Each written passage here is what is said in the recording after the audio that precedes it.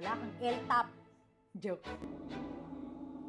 Ano nga ba ang main requirement natin o kinakailangan para makabili tayo ng sarili nating baril? Siyempre, ang number one na kailangan natin ay ang LTAP o tinatawag na License to Own and Possess Firearm. I-discuss natin kung ano ang mga requirements para makapag-apply ka ng sarili mong LTAP. Let's go. Ang una muna nating gagawin, dahil high-tech nga ang ating teknolohiya ngayon, meron tayong tinatawag na website na kung saan pwede kang mag-sign up. At napakadali na andun na lahat. feo.pnp-csg.org. Doon sa website na yon, kailangan mo mag-sign up. Ilalagay mo ang kumpletong detalye ng iyong pagkatao. Pangalan, address, birthday, etc. etc. Kailangan mo lang sundin at basahin sa website na yon habang nagsa-sign up ka. At kailangan mo rin ng signed up application form. Downloadable din ito. I-google mo lang. Napakadali. Pagkatapos mo fill upan ng form natin, kailangan mo mag-apply at kumuha ng National Police Clearance. Nakukuha yan kung saan kang munisipyo o city nakatira. Ang alam ko, online din yan. Kaya, sa website nila, kailangan mo magpa-schedule for your National Police Clearance. At nga pala kaibigan, kailangan mo rin ng original copy ng iyong birth certificate. Kailangan PSA ha? Pwede din namang original copy ng iyong passport na kailangan valid. Hindi pwedeng expired. Magsasubmit din tayo ng iyong proof of billing. Kung wala ka namang proof of billing na nakapangalan sa address mo at nakapangalan sa'yo, madali lang. Kuha ka lang ng barangay clearance nyo na nakalagay ang purpose ay LTAP. At kailangan mo rin ng 2 photocopy ng any government-issued ID. Dapat valid. Driver's license, SSS, PhilHealth, passport mo. Kailangan mo rin mag-submit ng 2 piraso na 2x2 ID picture, white background, at may pangalan sa ilalim. Yung full name mo, kasama ng 2x2 ID picture mo. Kailangan mo rin mag-submit ng proof of income.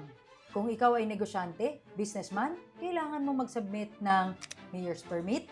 Kung ikaw naman ay private employee, kailangan mo mag-submit ng certificate of employment mo. Kung ikaw naman ay professional, kailangan natin ng PRC ID or IBP ID or income tax return, 1701A. Kung ikaw naman ay active government official, elected official, ang kailangan ko lang is the photocopy of your appointment order with permanent status or oath of office and office ID. For retired, private, government and elected official na retirado na, photocopy of retirement order or pension paper. Kung ikaw naman po ay PNP, AFP, law enforcement agencies, photocopy ng appointment order, certificate of duty status, non-pending case certificate, at pang-4, yung unit ID. Para naman po sa ating mga senior citizen, ang kinakailangan ko lang po ay inyong senior ID. Kung wala man po kayo sa mga nabanggit, pwede tayo mag-submit ng bank certificate of deposit na katunayan na kaya nating i-sustain ang ating LTAP at ang ating license ng baril. At pwede rin po ang titulo ng lupa. Copy lamang ang kailangan natin. Kung kumpleto na po ang ating mga requirements at dokumento, ready na tayo para pumunta sa ating Camp Crame or pinakamalapit na RCSU office.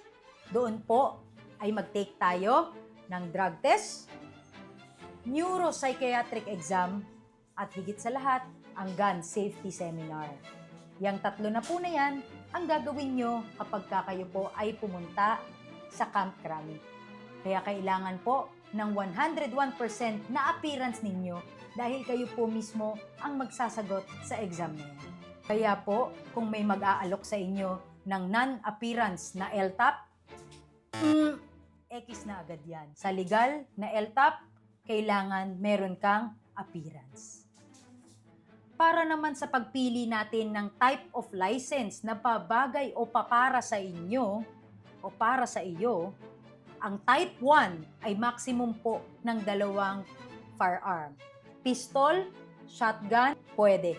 Ang type 2 na lisensya ay maximum of 5 firearms. Kasama na po dito ang pistol, shotgun, at isang high-powered rifle or caliber 5.56. Sa type 3 naman po, maximum of 10 firearms ang pwede mong mai-avail. Sa type 4 naman natin, pwede kang mag-avail up to 15 firearms. At higit sa lahat, ang type 5 kapag ikaw ay more than 15. Ikaw na bahala kung hanggang saan. Kung ikaw naman ay nagbabalak maging isang sports shooter, pwede ka rin mag-apply ng lisensya na yan as long as mabibigyan ka ng gun club certificate mo na ikaw ay isang active sports shooter.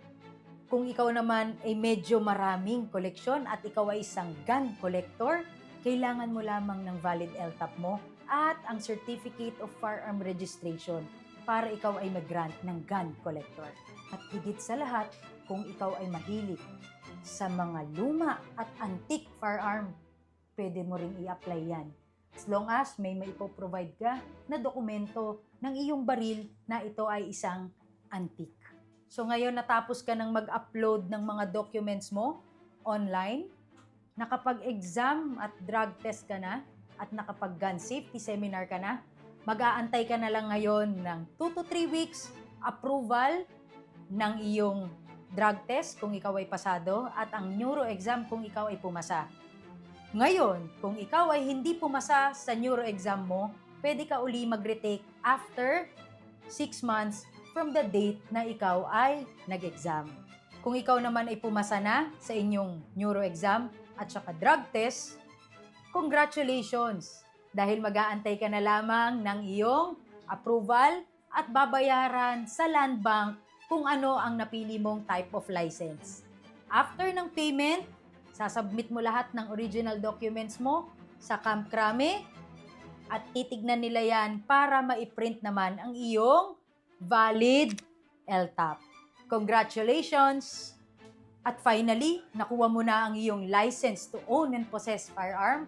Pwede ka nang bumili sa kahit anong gun store na malapit sa inyo as long as legit ang gun store na bibilhan mo at meron silang lisensya to operate a gun store, pwede ka nang bumili ng iyong napiling firearm. I hope nakatulong itong video na ito para sa mga katanungan ninyo. Bye-bye!